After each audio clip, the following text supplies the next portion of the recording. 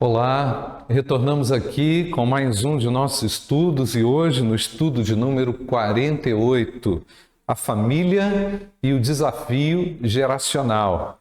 E vamos começar lendo o texto de 1 Pedro, capítulo 2, versos 1 até o verso 9. Portanto, abandonem toda maldade, todo engano, hipocrisia, inveja, bem como todo tipo de maledicência.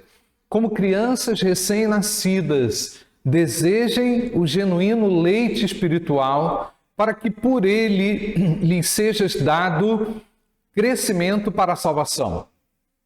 Se é que vocês já têm a experiência de que o Senhor é bondoso, chegando-se a ele a pedra que vive, rejeitada sim pelos homens, mas para com Deus eleita e preciosa. Também vocês, como pedras que vivem, são edificados casa espiritual para serem sacerdócio santo, a fim de oferecerem sacrifícios espirituais agradáveis a Deus por meio de Jesus Cristo. Pois isto está na Escritura: eis que ponho em Sião uma pedra angular, eleita e preciosa, e quem nela crer não será envergonhado. Portanto, para vocês, os que creem, esta pedra é preciosa, mas para os descrentes, a pedra que os construtores rejeitaram, essa veio a ser a pedra angular. E pedra de tropeço e rocha de ofensa. São estes os que tropeçam na palavra, sendo desobedientes para o que também foram destinados. Vocês, porém, são a geração eleita. Presta atenção, gente. Vocês, porém, são a geração eleita, sacerdócio real, nação santa, povo de propriedade exclusiva de Deus, a fim de proclamar as virtudes daquele que os chamou das trevas para a sua maravilhosa luz. Amém. Texto maravilhoso que apresenta a fundamentação da nossa vida e apresenta também a razão do nosso ser, como seres criados à imagem e semelhança de Deus e também tendo sido nascidos de novo, né? Então, no início dessa lição, eu apresento aqui uma definição do que é geração. Geração pode ser definida como um conjunto de pessoas nascidas em um mesmo tempo, numa mesma época, que possuem experiências em comum, que manifestam uma determinada forma de enxergar a vida e os problemas. Então, basicamente, isso é um conceito muito básico, elementar de geração. E o que acontece? Qual é o problema, gente, que nós vamos ter que olhar aqui nessa lição? O problema é que a velocidade que o mundo atual imprime, uma velocidade muito grande, distanciou as gerações. Então, entende-se que uma geração, ela muda a cada 20 anos. Esse ritmo mudou. Parece que há um encurtamento geracional em razão dessa alta velocidade. E o que acontece? Os mais velhos não entendem ou não compreendem mais velozmente as mudanças dos mais novos. Os mais novos estão sofrendo um impacto muito grande e muito acelerado de muitas mudanças. Portanto, aqueles que viveram gerações anteriores estão tendo uma percepção mais aguçada das gerações mais recentes ou mais próximas, né? Então, mas isso sempre aconteceu. Isso não é novidade na história. Mas agora, de uma forma mais acelerada, isso tem acontecido. E com isso, gente, os conflitos estão mais presentes, né? as dificuldades de relacionamento são constantemente vivenciadas, né? E esse que é o problema. O acirramento da diferença dessas gerações, né, das gerações, tem gerado um conflito ainda maior, né? Então, por vezes, dentro da própria família, dentro de casa, né, tem se experimentado ou vivido uma dificuldade na compreensão do outro, né? Esse é o problema. E aí fica a pergunta que eu faço também no início, né? À medida em que as diferenças ocorrem, tende-se também a se isolar. O diálogo diminui. Aí a pergunta que dica você daria para evitar esse isolamento?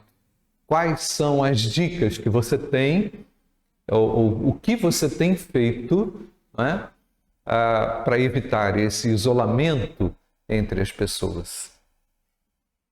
Vamos prosseguir. Agora eu vou falar um pouquinho sobre diferenças geracionais. Cada geração está sob influência de uma cultura, de valores, né? Roupas, atitudes, a linguagem, não é? E o próprio conhecimento, que tem sido exponencial nesse tempo, não é? E nem sempre nós sabemos que esse conhecimento é coordenado. Enfim, nós vivemos uma explosão informacional e, com isso, também uma exaustão, não é verdade? Então, numa mesma família, a gente já sabe que existem várias gerações, né?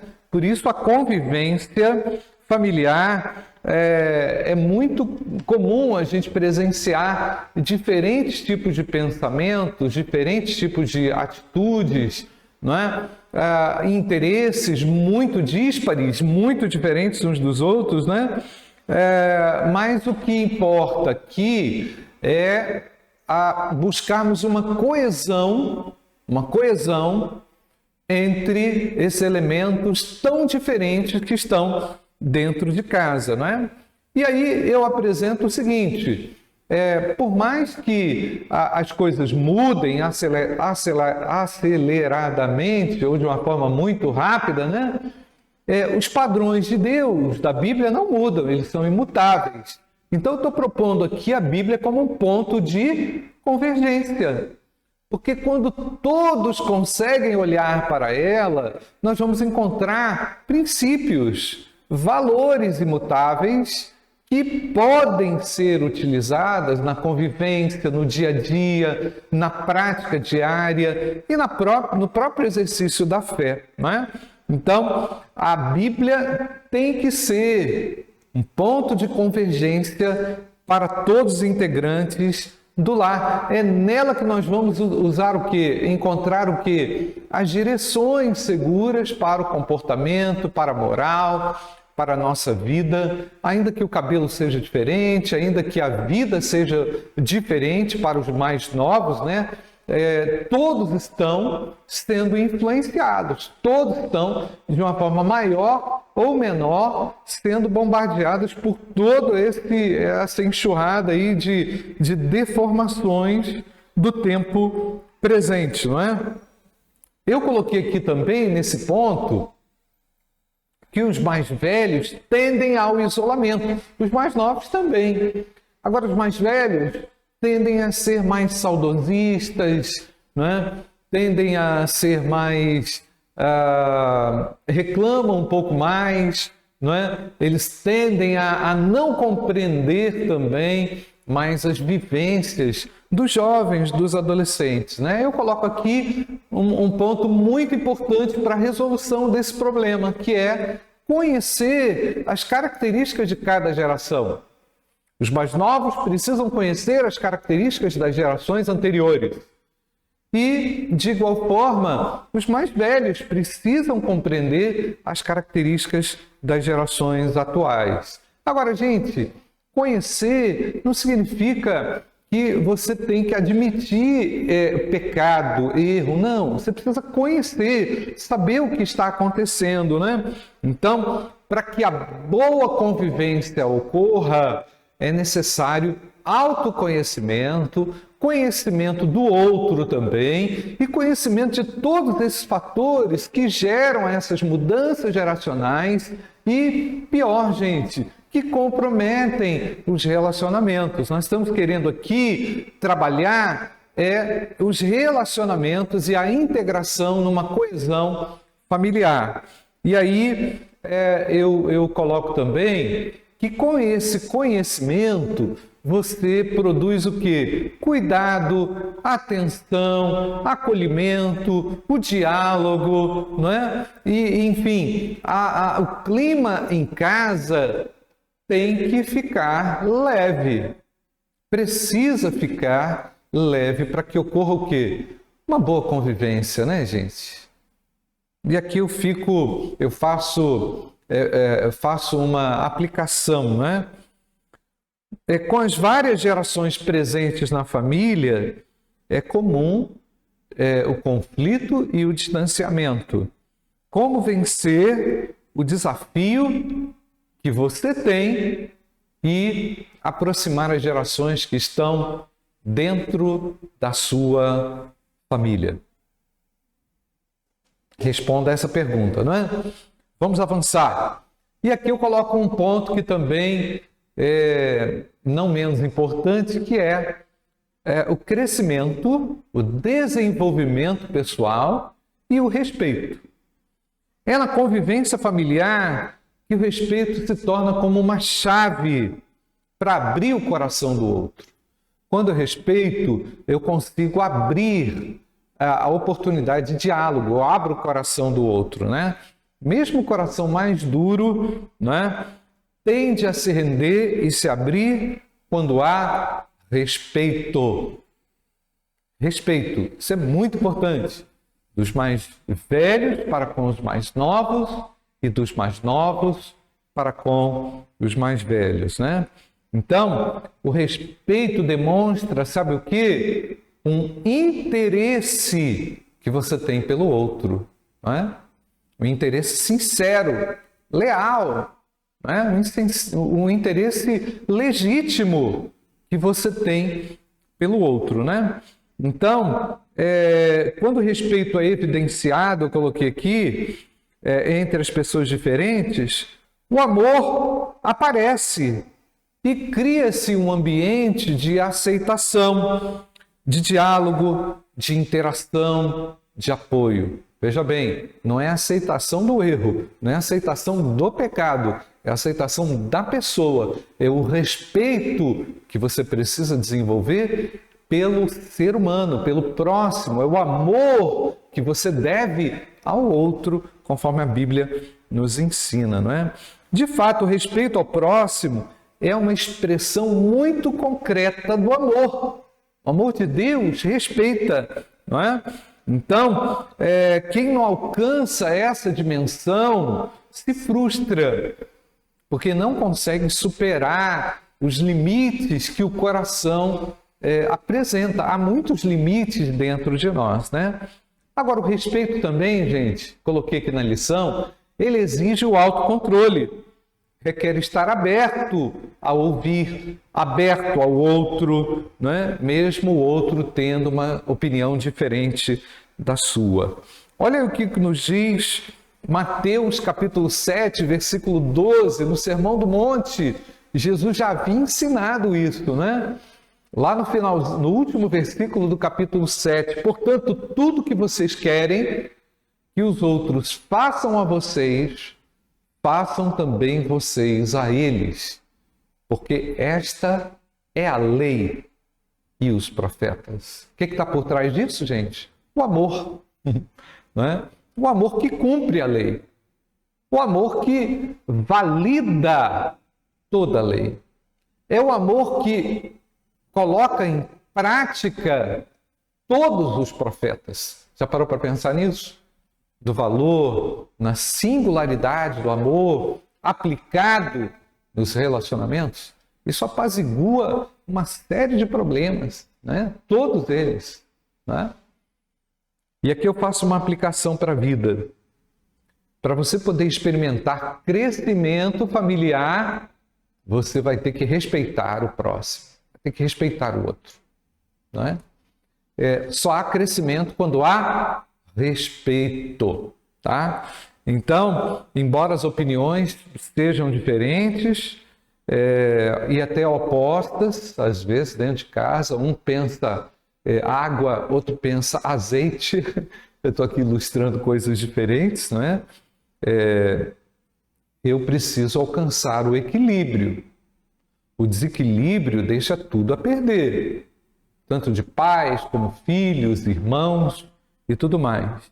E aí eu pergunto, como você tem tratado os membros de sua família que divergem da sua opinião?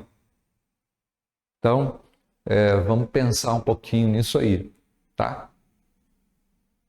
E agora vamos avançar no próximo ponto, intitulado Crescendo com as Diferenças. As diferenças não devem afastar as pessoas, né? Se as pessoas valorizam o que elas desejam, coloquei aqui na lição, ou o que elas necessitam, ou o que elas acham interessante, eu tenho que entender as razões, eu preciso compreender as razões disso, né? O clima em casa pode colidir quando o antigo e o novo se encontram, né? Tende a colidir. Tenho aqui algumas orientações de José Oliveira, no artigo dele, A Família e o Conflito de Gerações, que eu coloquei aí, ó. Umas orientações. Comunique o conflito. A Bíblia não recomenda o silêncio. Olha o que nos diz o texto de Mateus, capítulo 18, versículo 15. Se o seu irmão pecar contra você, vai e repreenda-o em particular. Em particular. Se ele ouvir, você ganhou o seu irmão. Então o silêncio, tira fora o silêncio. E o silêncio ele vai gerando o quê? Um câncer lá dentro, né? Vai gerando uma dor, né? Então, mostrar a razão dos fatos é importante, né? Então, em algumas situações, a gente fala do conflito a todos, menos a pessoa interessada. 2. Faça bom uso das diferenças, né? Tente vivenciar o conflito sob o ponto de vista da outra pessoa. Dessa maneira, os mais velhos podem se transformar em valiosa fonte de aprendizagem, porque eles carregam uma bagagem de vida, eles carregam uma história que pode ser conhecida, que pode ser ensinada às gerações mais novas. Terceiro ponto, faça diferença entre o essencial e o secundário. O que é essencial não pode ficar de fora, não é? O que é secundário tem que ficar de fora. Você não precisa brigar por algo que é secundário, né? Mas lute por aquilo que é fundamental, tá? Resumindo a isso, né? Os conflitos podem ser evitados com bom senso, tolerância e usando essas regras aqui, né? Avaliando o que é essencial e o que não, e o que é secundário, né? O que é principal e o que é secundário. E aqui eu faço uma aplicação. A diferença pode e deve promover o crescimento na família. Nós temos muito a aprender com os mais novos e os mais novos têm muito a aprender com os mais velhos, né? Para que ocorra esse crescimento, é necessário diálogo franco, sincero, cortês, educado, respeitoso, equilibrado. Você tem respeitado, mais uma vez, as opiniões diferentes da sua opinião ou na sua família? Vamos às considerações finais.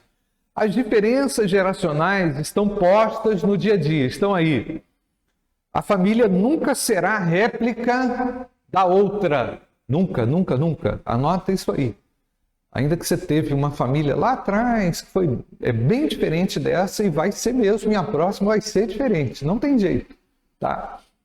Cada ser é singular, não é? E especial diante de Deus. E por isso, cada família em sua geração, ela vive uma nova dinâmica social, um novo ritmo de trabalho, uma nova interação. Não tem jeito. Isso não vai mudar, tá? Cabe, porém, a cada integrante do lar fazer o quê? Viver sem os individualismos. Buscar crescimento, como nós já falamos aqui na lição, não é? Então, nós sabemos que todos precisam de amor, precisam de acolhimento, precisam de cuidado. A família precisa saber doar provisões, cuidados e valores para o desenvolvimento do outro, não é? Muito bem. O amor e o respeito são esses elementos que tornam tudo ligado e tudo mais fácil, não é? E Jesus Cristo garante estabilidade ao lar que coloca a palavra de Deus como fundamento. Que Deus abençoe o seu lar.